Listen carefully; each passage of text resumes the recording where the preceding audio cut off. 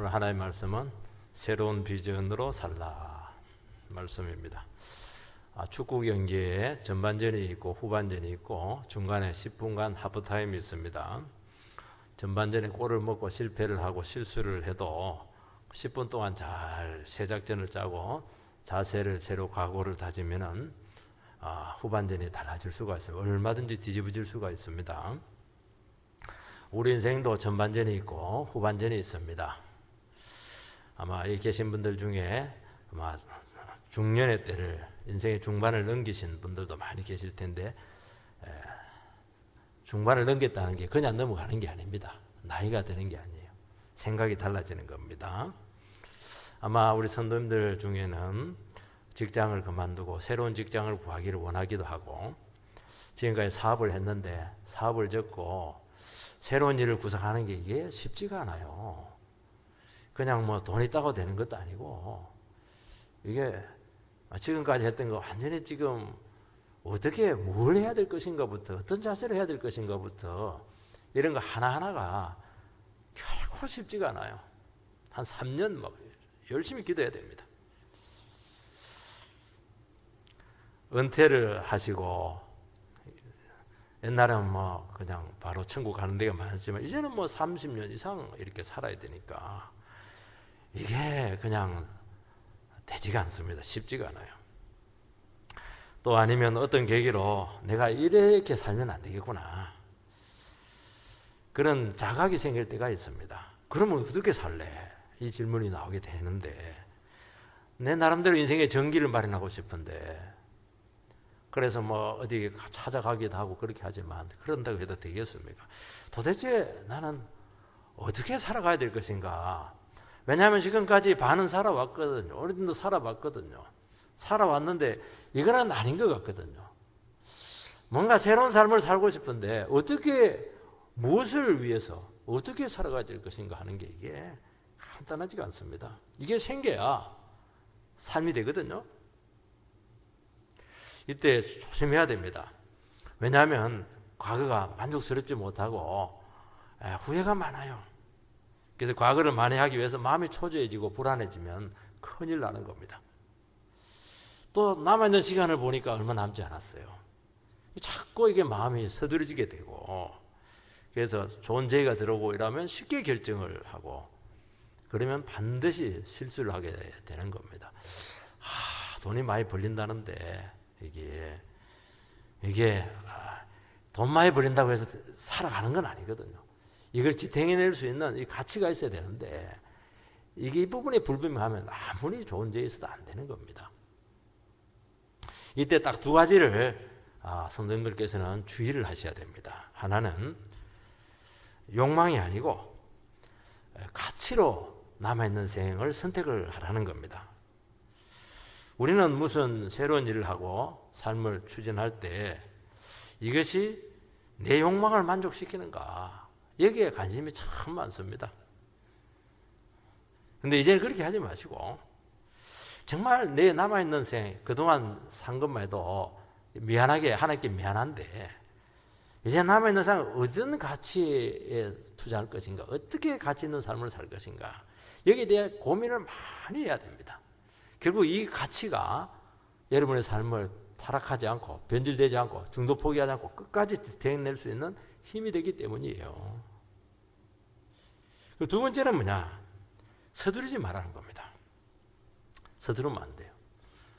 주님으로부터 답이 나올 때까지 응답이 올 때까지 하지 않아야 됩니다. 성령이 와서 가르쳐 줘야 돼요.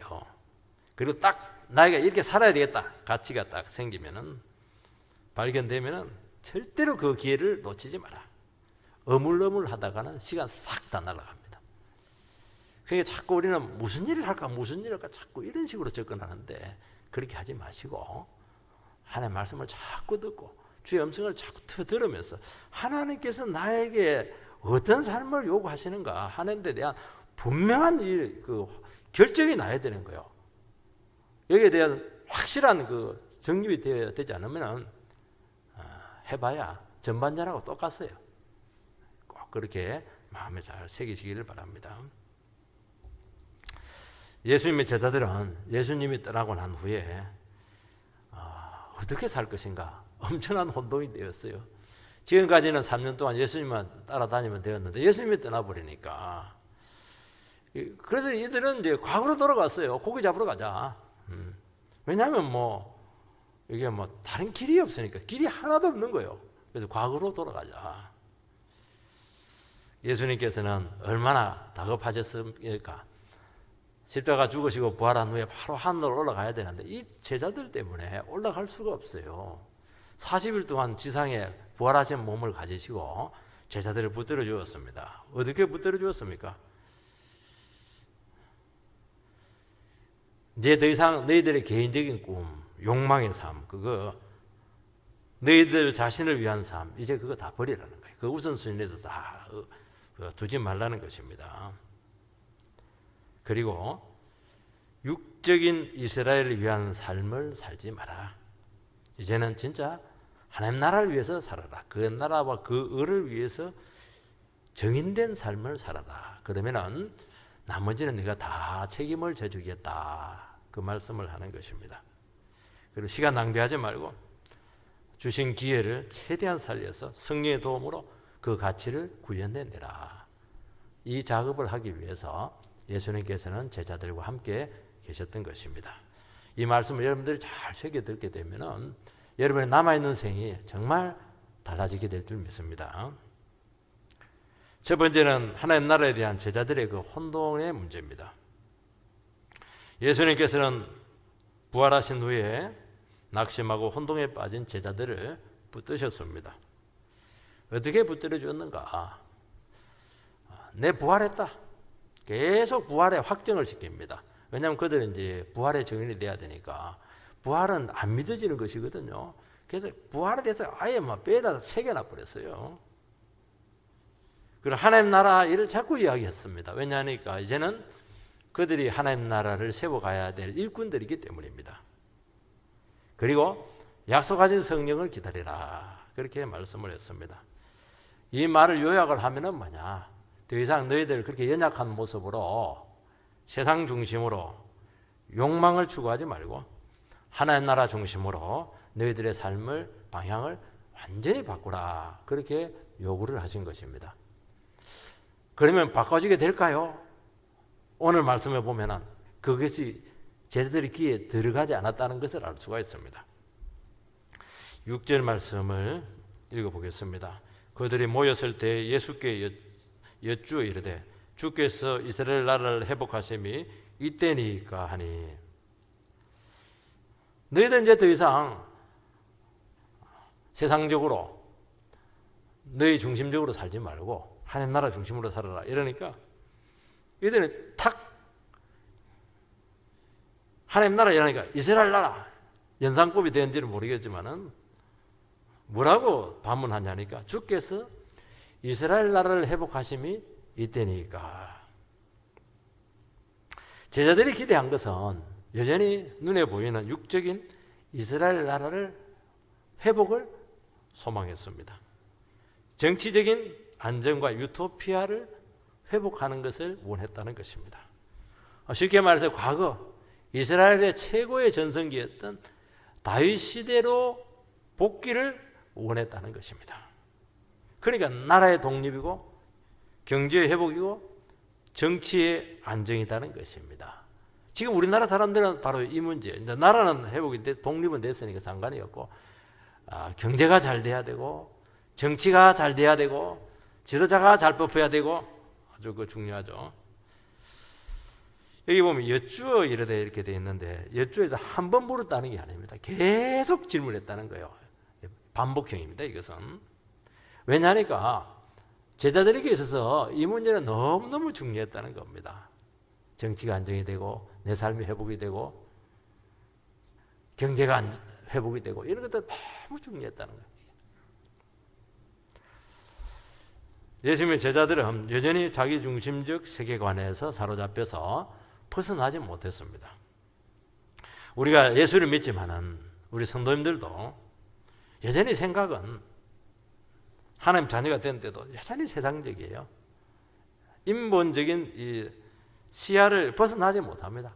여전히 내 문제고 내 가족, 범위를 벗어나지 못하고 내가 미래가 어떻게 될 것인가, 내 사업이 어떻게 될 것인가 중요하지 않다는 게 아니에요. 예수님께서는 때가 되면 다 해주겠다고 분명히 얘기했어요. 근데 생각은 그게 완전히 사로잡혀 있습니다. 그러니까 너무 시야가 좁다는 것이에요.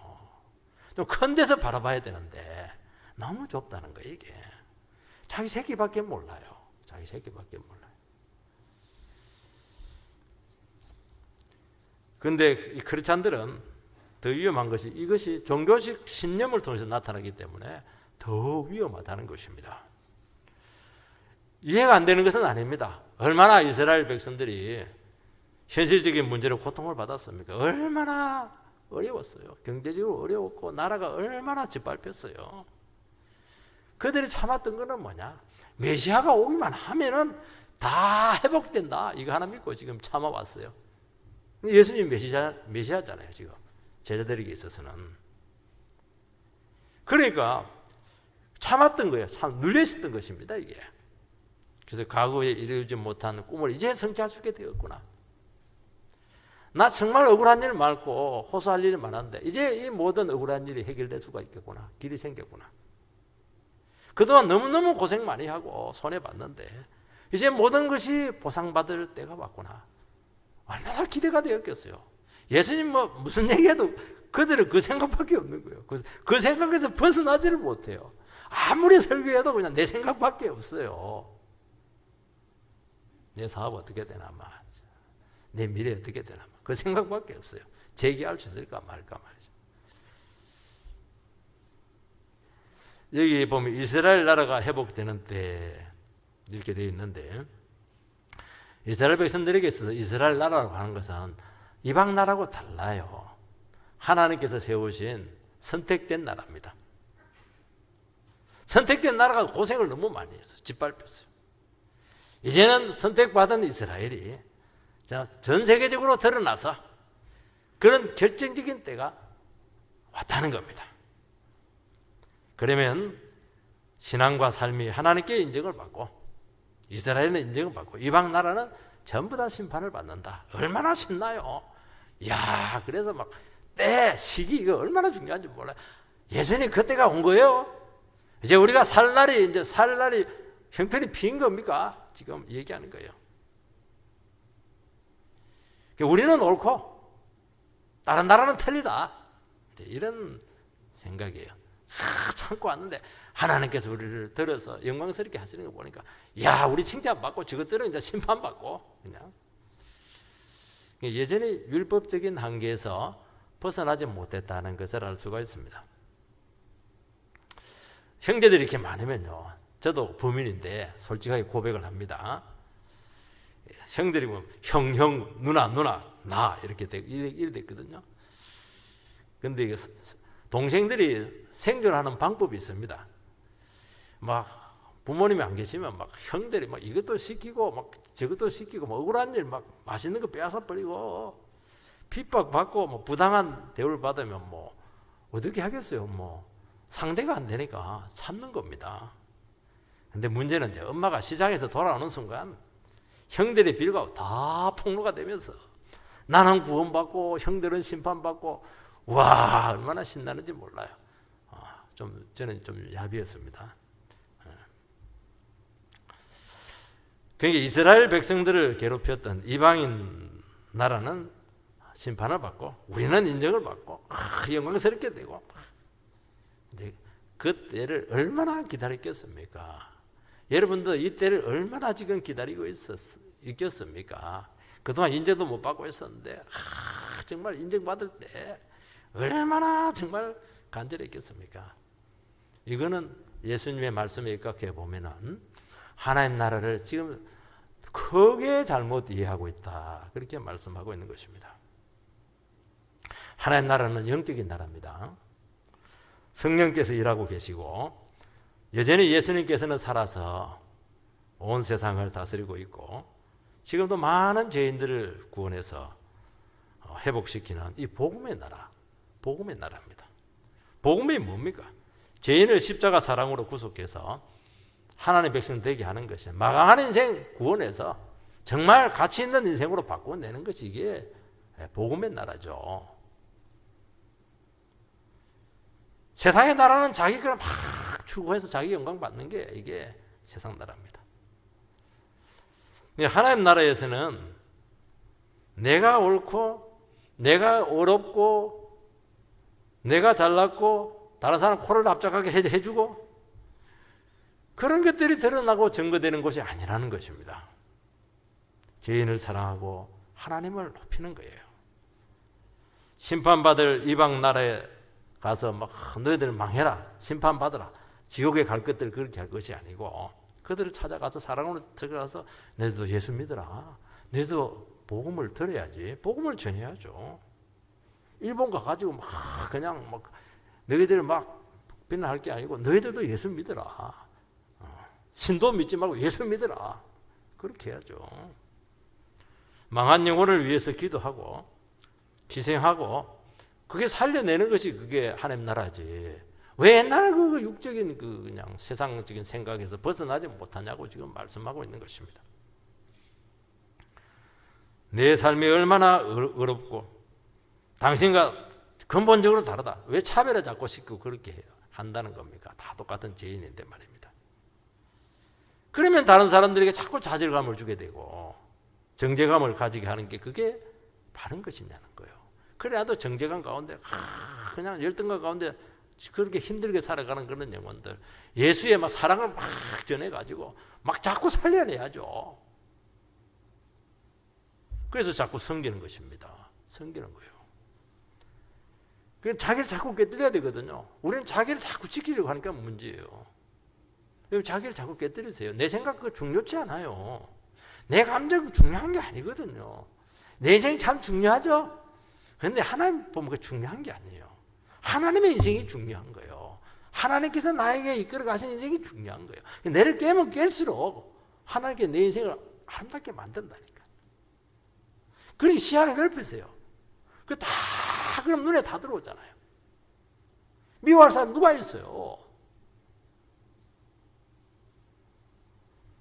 그래서 하나님의 구원과 다스리심이 전 세계로 확장되는 것이라는 것입니다. 그러니까 벌써 시야가 확 넓어지잖아요. 두 번째는 하나님의 영역을 인정하는 삶을 살아라는 것입니다. 7절 말씀을 읽어보면은 이르시되 때와 시기는 아버지께서 자기의 권한에 두셨으니 너희가 알 바 아니요. 이 때가 나오고 시기가 나옵니다. 때는 2022년 될 수도 있고 시기는 예를 들어서 가지고 요즘 IMF 시기다 이런 식으로 이런 어떤 기간을 이야기하는 것입니다. 그것은 아버지의 고유 권한이기 때문에 너희들이 알 생각하지 말라고 딱 잘라버리는 거예요.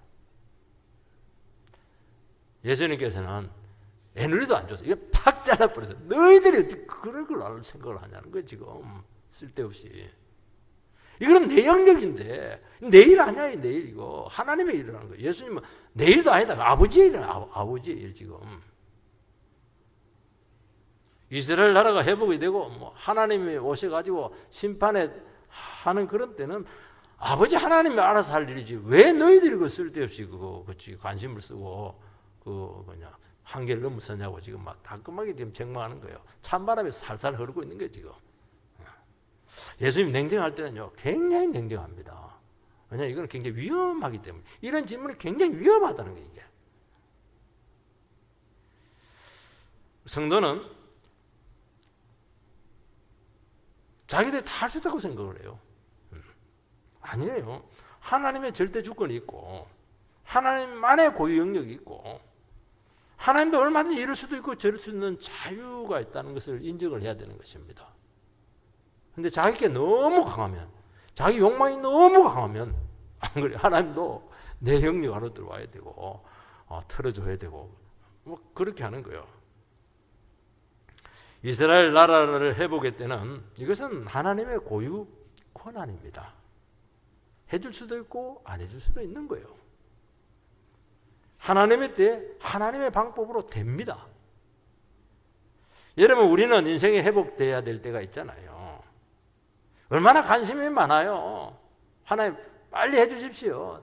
될 줄 믿습니다. 저도 될 줄 믿어요. 주님께서는 안 된다 얘기 안 했어요. 아버지 권한에 두었어요. 너희 알 바 아니다. 내가 알아서 해줄게. 그 말 아니겠습니까? 하나님의 방법으로 될 것이라는 것입니다. 그거 믿고 거기도 너무 신경 쓰지 말라는 거예요. 그런 부분에 신경 쓰지 말고 너희들은 지금 하나님 뜻대로 주와 다른 영혼을 위해서 순종하면서 살고 있느냐 그 얘기하는 것입니다. 이거 신경 쓰면 안 살거든요. 그런 데 신경을 쓰면 진짜 해야 될 거 안 하는 거예요. 자기가 기도하고 믿음대로 살고 사랑을 베푸고 이런 걸 안 한다는 거예요. 이게. 예를 들어 보겠습니다. 재림은 아버지 권한에 속하는 거예요. 고유 영역이죠. 이것을 인정을 할 때 그 하나님의 영역 안에서 각자가 감당해야 될 가치 있는 삶이 나온다는 것입니다. 그런데 이 영역을 침범을 하게 되면은 삶이 극단적으로 왜곡이 된다는 것입니다. 이단들이 늘 이 짓을 하거든요. 자꾸 언제 옵니까? 옛날에 보면 1992년도 온다 이래가지고 난리를 지겠잖아요. 1999년도에도 온다고 그래서고 신천지는 14만 4천 명 채워지면 온다 이렇게 했는데 채워졌는데도 불구하고 지금 루즈 타임이다 이랬었고. 그거 계산하고 있으면 어떻게 됩니까? 허구한 날 하늘만 쳐다보고 재리만 기다리는 거, 흰 옷 입고 재리만 기다리는 겁니다. 삶이 빠져버려요. 직장 그만두고. 왜냐하면 어차피 예수님 오면 끝나니까 재산 다 갖다 바치고. 가족도 없어요. 왜냐하면 저것들은 지옥 갈 거니까 남은 구원 받을 거니까. 자기 영혼을 다 잃어버리는 거예요. 안 왔잖아요. 예수님께서 반드시 오신다. 그것만 믿고 아버지께 다 맡기라는 거예요. 예수님은 나도 모른다고 얘기했어요. 나를 모른다 이렇게 한 번 보면 나를 통해서 알려고 하지 말라는 거예요. 말씀 순종하고 사명을 감당하라는 겁니다. 그러면 된다는 거예요. 자녀는 부모의 것이 아니고 하나님의 것입니다. 하나님의 것이라고 할 때는 자녀의 인생도 하나님이 책임을 지신다는 것입니다. 이 믿음의 고백이 있느냐는 것입니다. 이게 하나님의 영역이라는 거예요. 이것을 인정을 하지 못하면 부모가 자녀의 인생을 좌지우지하게 되고 하나님께 잘 맡기지 못하고 그렇다는 거예요. 그런데 그것을 인정하라는 거예요. 그러면 맡기는 거예요. 믿고 답답하지만은 기도하고 기다리는 것입니다. 그런데 이것이 안 되면은 저건 내가 어떻게 해야 되겠다 이렇게 하면은 하나님의 영역을 침범하게 되는 것인데 자꾸 바꾸려고 할 텐데 그러면 그럴수록 관계만 틀어지는 거예요. 영혼을 그르치게 되고 나중에는 잃어버릴 가능성이 굉장히 많은 거예요. 그 부분은 하나님의 영역이니까 하나님께 맡기라는 거예요. 그럼 하나님의 영역을 맡겨버리면 뭐가 남아요? 내가 해야 될 영역만 딱 남는 거예요. 내가 할 영역만 해라는 거예요. 내가 할 영역이 뭡니까? 기도하는 거예요. 사랑으로 건면하는 것이죠. 그리고 잘 믿기는 거예요. 공부시키는 거예요. 이 부분에 대해서 분명히 해야 된다는 거예요. 그렇지 않으면 반드시 그르치게 된다는 것입니다. 심한 왜곡이 나타난다는 거예요. 그리스도인은 각자 하나님 앞에서 주어진 삶이 있습니다. 그 말은 뭐냐니까 그러니까 부르심이라고 하는 집단적일 수도 있지만 각자예요. 각자 부부도 각자 불렀어요. 그 말은 뭐냐니까 다른 사람 비교하거나 그렇게 하지 말라는 거예요. 열등감을 느끼고 우월감을 느끼고 그럴 이유가 없다는 거예요. 저 사람 인생은 저 사람 인생이고 내 인생은 내 인생이고 남편의 인생은 남편의 인생이고 아내 인생은 아내 인생이라는 거예요. 부모 인생은 부모의 인생이고 자녀 인생은 자녀의 인생이라는 거예요. 이게 그걸 인정을 하라는 거예요. 그리고 각자 그 인생이 하나님 앞에서 너무 귀하고 각자 하나님 앞에 정직하게 주님 바라보면서 걸어가게 한다는 것입니다. 여기서 삶의 가치가 나오고 자유가 나오고 회복이 나타난다는 것입니다. 요한복음 21장 18절 이하에 보면 아주 유명한 구절이 나옵니다. 예수님께서 3번 막 부인한 베드로를 찾아가 사랑하냐? 사랑합니다. 사랑합니다. 사랑합니다. 이렇게 하고 나서는 그냥 넘어가면 될 텐데 예수님 한마디 툭 던져버려요. 네 양을 먹이라 이렇게 하는 거는 네가 지금 젊어서는 스스로 뛰뛰고 다 다녔지만 원하는 곳에 막 쏘따라 다녔지만은 늙어서는 네가 팔을 벌린다. 팔을 벌린다는 게 십자가 죽는 거 아닙니까? 나중에 그 베드로가 순종해가지고 아이고 주님은 똑바로 서서 십자가 달는데 어떻게 제자가 똑바로 서서 죽냐? 뒤집어서 팔 벌리고 죽었어요. 이 사람.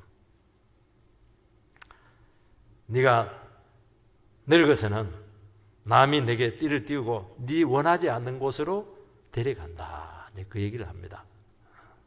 깝깝한 거예요 이게. 이제 감을 알았어요.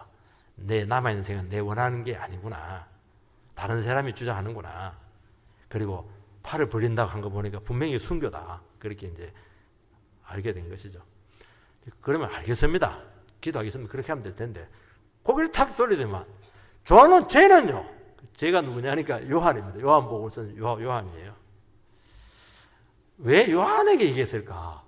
다른 뭐 야고보도 있고 안드레도 있고 다 있는데 요한에게 이야기한 이유는 뭐냐니까 특별히 예수님께 요한을 끔찍하게 사랑했거든요. 요한은 자기를 부를 때 뭐라고 하니까 주님이 특별히 주님이 사랑한 제자 이게 꼭 사적으로 붙어요.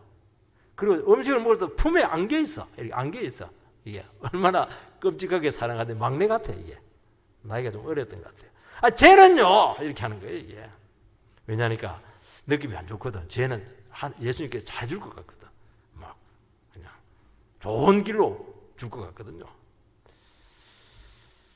예수님께 또 따끔하게 얘기합니다. 너는 너의 인생이고 요한은 요한의 인생이다 말이지. 내가 재림할 때까지 쟤를 살려둔다는 말도 네가 무슨 상관이냐는 게 지금. 너는 네 길을 가라는 거예요. 나를 따르라는 거예요.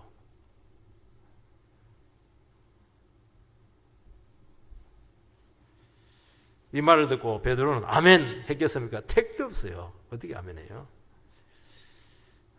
형제들이 다른 제자들이 가가지고 말이지. 요한은 안 죽는다고 해서 나는 죽는다고 해서 불공평하다. 그렇게 이야기한 거예요. 이게 사람은 그래요. 쟤는요. 쟤는 막 예수 믿는다고 이렇게 기도하고 막 형편도 잘 안 풀리는데 뭐 저는 뭐 예수도 제대로 안 믿는데 막 잘 풀리고 말이지. 쟤는요. 뭐 이렇게 우리는 그렇게 하거든요. 기가 팍 죽는 거예요. 열등감을 느끼는 겁니다. 왜 그렇게 하냐면 그렇게 너 인생 따로 있고 내 인생 따로 있는데 말이죠. 죽이든 살리든 그게 무슨 상관이냐는 거예요. 무슨 억울하냐는 거예요. 다 귀한 우리 인생들인데 억울해하는 그것이 억울하다는 거예요. 왜 그런 억울한 생각을 하냐는 거예요. 지금 싹 바꾸라는 거예요. 지금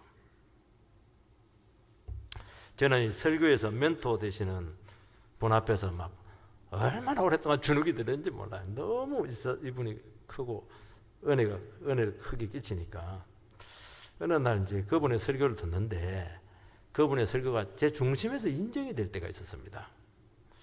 이분이 이렇게 훌륭한 설교를 하시고 능력이 나타나고 큰 은혜를 끼치는 것은 이분은 그만큼 하나님 말씀 앞에서 정직하게 살려고 몸부림을 쳤다는 거예요. 그래서 하나님 말씀에 자기 인생을 전부 다 걸었다는 거예요. 대가를 지불했다는 거예요. 너는 대가도 지불 안 하면서 말이지. 그것만 부러워하고 그건 무슨 짓이냐는 게 지금 인정을 했어요. 그러면서 딱 인정이 되니까 하나님 명령을 딱 인정을 하니까 내 영역이 눈에 들어왔어요. 좋다. 너도 조금 대가 지불하고 조금 뭐 고민하고 몸부림쳤는데 그 조금 가지고 하라는 거예요.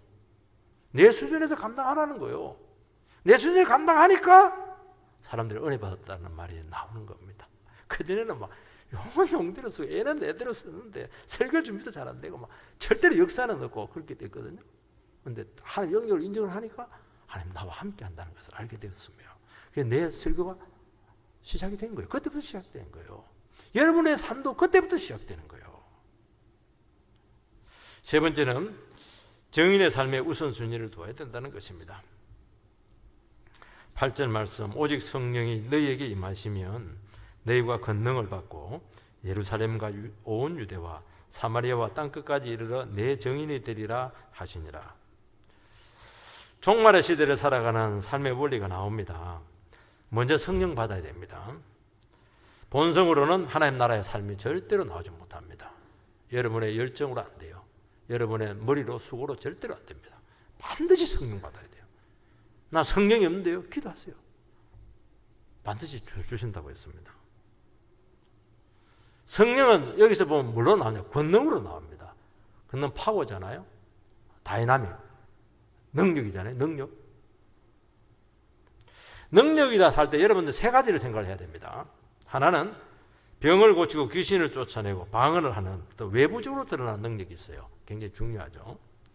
또 하나는 그 내면의 변화도 나타납니다.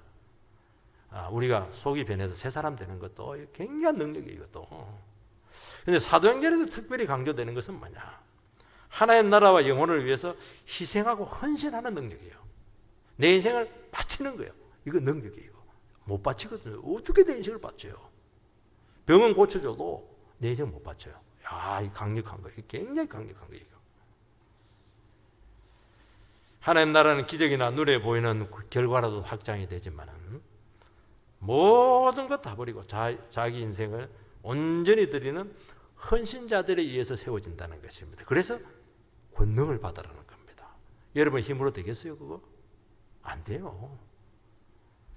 우리나라 기독교가 이렇게 부흥된 것은 100년도 안 됐잖아요. 정말 이것은 세계 유례가 없어요. 이런 유가 없어요. 100년 만에 인구의 4분의 1이 예수 믿었다. 이거는 정말 어마어마한 일입니다. 시작도 느렸잖아요. 우리나라는 불교, 유교, 무속이 막 뿌리가 너무 깊어요. 여러분 역사시간 배웠잖아요. 불교가 언제 전래됐습니까? 고구려 소수림왕 때 372년도인가 372년이니까 지금 뭐 1800년이 넘었잖아요. 지금 유교는요, 물론 조선 때 꽃을 피웠죠. 원래 전래된 것도 비슷할 때예요. 거의 뭐 AD 한 4세기경 3세기경. 그러니까 얼마나 뿌리가 깊은지 몰라요. 이런 불교의 나라 태국의 보고마율은 거의 없어요. 혹자는 이 불교가 왜 이렇게 기독교에 밀렸는가, 그 분석을 하는 걸 제가 들어봤는데, 그것은 세종대왕님이 한글을 창제하는 바람에 불교가 밀렸다는 거예요.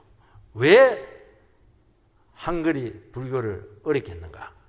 불교 서적이 전부 다 한자로 되어 있고 고어로 되어 있고 또 뭐 신도 이런 걸로 되어 있는데 한글로 바뀌는 바람에 일반 사람들이 접근이 안 됐다는 거예요. 이게 가만히 보면 일정 부분이 이해가 되는 부분이 있어요. 제가 보니까. 근데 저는 꼭 그렇게만 생각하지 않아요. 불교는 너무 팔만대죠. 너무 많아요. 양이 많아요. 그건 왜 그러냐니까 불교는 답을 찾아가는 종교잖아요. 자기가 부처가 되어 자꾸 답을 찾으니까 막 할 말이 너무 많아요. 그거는 답이 없다는, 답을 못 찾았다는 거예요. 기독교는 왜 성경이 하나냐? 하나님께 답을 여기다 다 넣어버렸어요. 답이 있으면 뭐 두꺼울 게 뭐가 있어요? 이것도 두껍지만 이것도 두껍다고 생각하는데 불교에 비해서는 이게 세 발의 피해. 이거는 답이 있잖아요. 우리는 답이 있는 거예요. 답이 있어요. 그대로 하면 돼요. 매뉴얼이니까 그대로 하면 역사가 나타나요. 이거는 여러분 이 매뉴얼을 가지고 우리 선조들이 어떻게 했습니까? 막 헌신하고 열정을 하고 순교를 마다하지 않고 순종한 결과 100년 만에 역사가 나타났어요. 정말 우리 선도님들은 은혜 받고 싹 다 바쳤어요. 인생 바치고 젊음 바치고 돈 바치고 열정 바치고 시간 바치고 다 바쳤습니다. 교회 짓는다 이러면 전부 다 재산 다 팔았어요. 굴먹하면서 그냥 복음을 전했습니다. 이 헌신이죠. 이거. 누가 한 거예요? 이거 능력 받아야 돼요. 그냥 되겠어요? 이거? 여러분 성령의 권능은 정인의 삶을 살도록 하기 위해서라고 말씀하고 있습니다. 정인은 법정에서 증거 사실을 증언하는 거예요. 팩트, 사실을 진실하게 이야기하면 돼요. 내가 봤다, 들었다는 거예요. 그걸 진실하게 말하는 게 증언자예요. 설명할 필요가 없는 거예요. 설득할 필요가 없는 거예요. 설득하고 설명하는 것은 진실이 아니라는 거예요. 그래서 세상의 증언하고 우리 기독교의 증언은 달라요. 세상의 증언은 말로만 가능합니다. 근데 우리 기독교 우리의 증언은 반드시 삶으로 정언이 돼야 된다는 거예요. 삶으로 정언돼야 된다는 것은 이게 하나님의 말씀대로 살았을 때 실제로 그게 되더라. 이게 팩트다. 이게 사실이다는 거예요. 이게. 말씀대로 하니까 되더라는 거예요. 그게 내 삶에서 증거 나타나야 증인이 된다는 거예요. 말로만은 안 된다는 거예요. 이게. 자기는 믿은 대로 안 살고 말씀대로 안 살면서 증인의 삶을 살겠다. 그거는 어불성설입니다. 그렇게 해서는 힘이 없어요. 되지를 않아요. 자기 의견 관철을 그런 거 아닙니다. 그럴 필요 없어요. 이거는 진리에 대한 문제고 죽고 사는 문제예요. 그러니까 기독교의 정언이라고는 굉장히 처절한 거예요. 나는 인생 밑바닥에서 하나님의 말씀 붙들었더니만 망하지 않고 재기하고 살아남았다. 그거 이야기하면 되는 거예요. 그게 정언이잖아요. 그거는 팩트잖아요. 내 삶에서 일어난 문제잖아요. 이것은. 제가 설교하지만은 엉뚱한 거 얘기할 수 없는 거예요. 나에게 경험됐던 거, 인격에서 관통했던 것을 이야기하는 거예요. 이거는. 그러니까 정언이죠. 여기서 심각성이 나오고 진정성이 나오는 겁니다. 하나도 하나님 나라 위에 살지도 않고 막 전부 다 그렇게 해놓고 무슨 정언이 나오겠어요. 입을 벌릴 수가 없습니다. 근데 문제는 세상은 이 증거를 너무너무 듣고 싶어 한다는 거예요. 왜냐하면 다 인생의 문제는 똑같거든요. 다 어려움이 있거든요. 진짜 되느냐는 거예요. 이걸 듣고 싶어 한다니까 이거. 예수가 하나님의 아들인지 진짜 듣고 싶어 한다는 거예요. 왜 듣고 싶어 합니까? 진짜 이분 의지하고 살면 진짜 살아날 수 있냐는 거예요. 중요한 문제잖아요. 이거. 말씀 때문에 그대로 되느냐는 거예요. 중요한 문제잖아요. 이거는. 죄를 고백하면 용서 받을 수 있냐는 거예요. 왜냐하면 죄를 너무 많이 지었거든요. 나를 부인하고 죽여서 영혼을 사랑할 때 사랑의 증인이 되잖아요. 근데 하나도 안 사랑하고 말이지. 옆에 자기 부부도 사랑하지 않으면서 뭐 사랑해라 그 말이 되냐는 게 이게. 그 안에서도 뭐 성도들끼리 사랑하지 않으면서 뭐 사회 나가지고 사랑해라 그 말이 되냐는 거예요. 자기들끼리도 싸우면서 하나도 손해 안 보고 희생 없이 그냥 사랑 안 하면서 말로만의 사랑의 정의는 기독교에서는 없다는 겁니다. 그거는 정인의 자격이 없다는 거예요. 영어로 정인을 이제 마트, 순교자다 그렇게 말하잖아요. 이거는 내게서 분명히 일어난 일이기 때문에 목숨 걸고 나는 목숨 죽여도 나는 이거 맞다는 거예요. 위정할 수 없다는 거예요. 여기서 파워가 나오는 것입니다. 로마 콜로세움에서 그리스도인들이 이제 얼마나 사자밥이 되어서 순교를 당했습니까? 이해하죠? 엄마 품에 안긴 아이가 막 사자가 으르렁거리니까 막 무서워해요. 그때 엄마는 아이를 꽉 안으면서 귓속말을 합니다. 잠깐만 참아라. 그러면 엄마처럼 하나님이 너를 안고 천국으로 데려간다. 그 귓속말을 듣고 아이가 차분해져요. 이 엄마가 이 위기의 순간에 우리 같으면 어떻게 해서 막 원망불평하면서 어이구 불쌍한 거 이래야 할 텐데 그리 안 해요. 엄마는 그 죽음의 위기 인생 가운데서 수많은 고비를 넘기면서 항상 하나님의 함께 하심을 체험을 했고 성령의 위로하심을 체험을 했다는 거예요. 그러니까 능력 있게 이게 증거가 되는 거예요. 살리잖아요. 순교의 길을 가게 하잖아요. 여기 보면은요, 사마리아도 나오고 땅끝도 나와요. 사마리아는 유대인들이 가장 정오하면서 가까운 이웃이고 땅끝은 로마 제국입니다. 그 당시 유대를 지배했던 아주 괴롭히는 나라였죠. 정의는 내 좋아하는 사람만 찾아가는 게 아니에요. 원수에게도 가는 것입니다. 이게 주님의 사랑이에요. 그거 어떻게 나의 힘으로 될 수가 있겠습니까? 저 사람은 틀려야 됩니다. 망해야 됩니다. 나는 옳아야 됩니다. 나는 잘 돼야 됩니다. 그런 좁은 시각을 버리라는 거예요.